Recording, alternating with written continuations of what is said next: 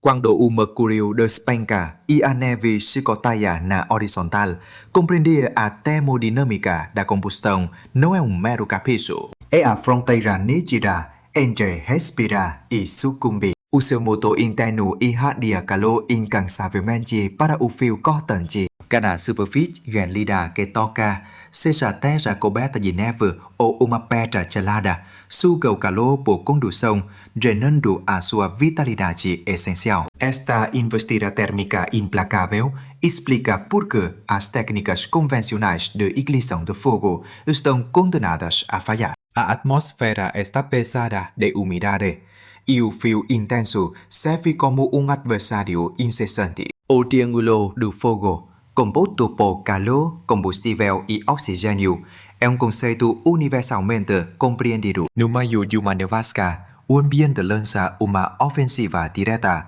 contra o elemento crucial do calor. O manto de neve funciona como um enorme absorvedor de calor, um vácuo térmico que devora a energia da sua faísca nascente ou pequena chama muito antes que possa firmar-se e desenvolver-se numa labareda autossustentável. A sua luta primordial envolve proteger o núcleo do seu fogo do reino gelado que tenta extingui-lo. Portanto, qual é a sua estratégia para salvaguardar esse calor nascente? A sua abordagem começa com um trabalho de base meticuloso, não apenas acender uma chama. O erro mais grave e desastroso é construir o seu fogo diretamente sobre a neve. É uma armadilha fatal. No momento em que sua labareda emite calor, ela inicia a liquefação do manto de neve subjacente. Esse processo forma um reservatório de água gélida que acende, satura a sua isca e apaga as suas brasas valiosas por baixo.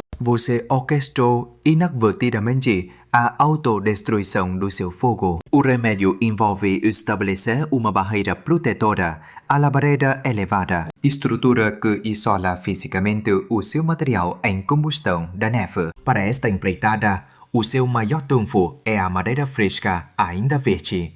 A sua umidade inerente torna paradoxalmente resistente ao fogo. Procure alguns troncos ou ramos verdes, cada um com a espessura do seu pulso. Disponha-os bem juntos sobre a neve gelada. Comprima-os com firmeza para forjar uma base inabalável resistente a tudo. Esta base irá isolar a sua chama, impedindo que o calor vital se dissipe para baixo e, em vez disso, projetando essa energia preciosa para o alto, precisamente onde a necessita para se agarrar à vida. Um alicerce como este é a pedra angular absoluta para qualquer inferno de inverno que se pretenda triunfante. Uma vez que a sua plataforma esteja firme e segura, a sua próxima e crucial missão é a de procurar as sandálias adequadas. Qualquer pedaço de madeira velha, por mais tentador que seja, simplesmente não servirá. Ramos que tombaram para o chão da floresta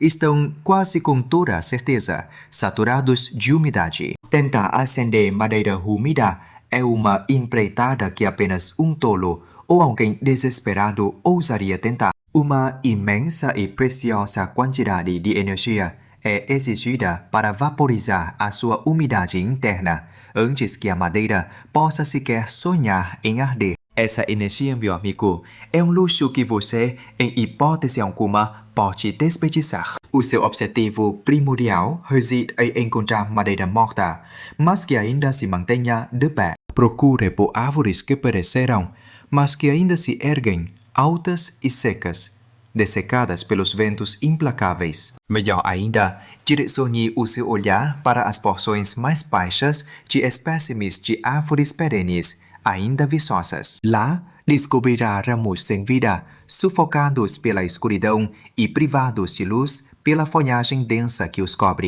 Isto, meu amigo, é o que chamamos de squalwood. Estes ramos estão protegidos dos elementos mais severos e faturam com um estalido seco e distinto, uma indicação inequívoca do seu estado árido. Contudo, mesmo esta maneira de eleição, este tesouro ainda possui um exterior úmido. Portanto, você é obrigado, compelido, a prepará-la com o máximo cuidado, como a sua lâmina raspa a casca úmida e a madeira exterior. continue a debatar até revelar o signo seco y pálido. Estas aparas finas y gravetos, leves como penas, serão o seu isco. Alcançar este cerne ressequito é a condição sine qua non para uma fogueira vitoriosa. A sua base isolada está pronta. O seu combustível ressequido espera. Chegou o momento para a faísca vital. Guarde esse isqueiro de butano. É inútil neste inferno. Com as temperaturas despencam, o butano líquido simplesmente não consegue gerar pressão de vapor suficiente para inflamar como gás. Está condenado a Jailo. A sua solução de ignição inabalável reside numa vareta de ferrocerium.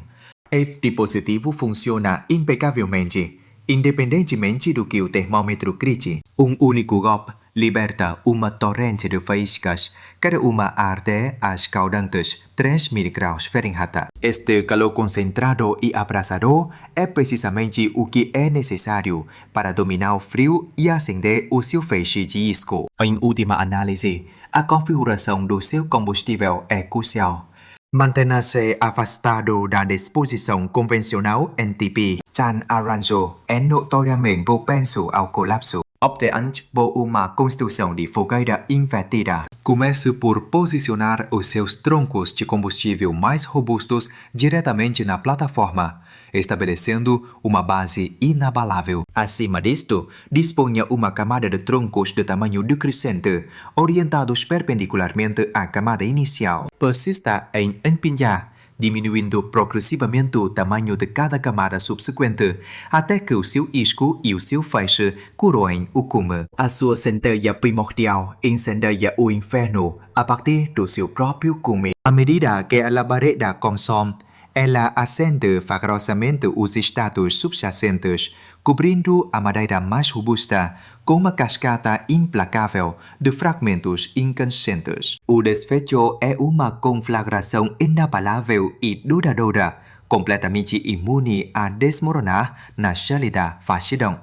Mudido de sombrio entendimento da alquimia da combustão gélida, agora detens o sinistro poder de transmutar um ermo glacial num manancial vital de calor que sustenta a vida.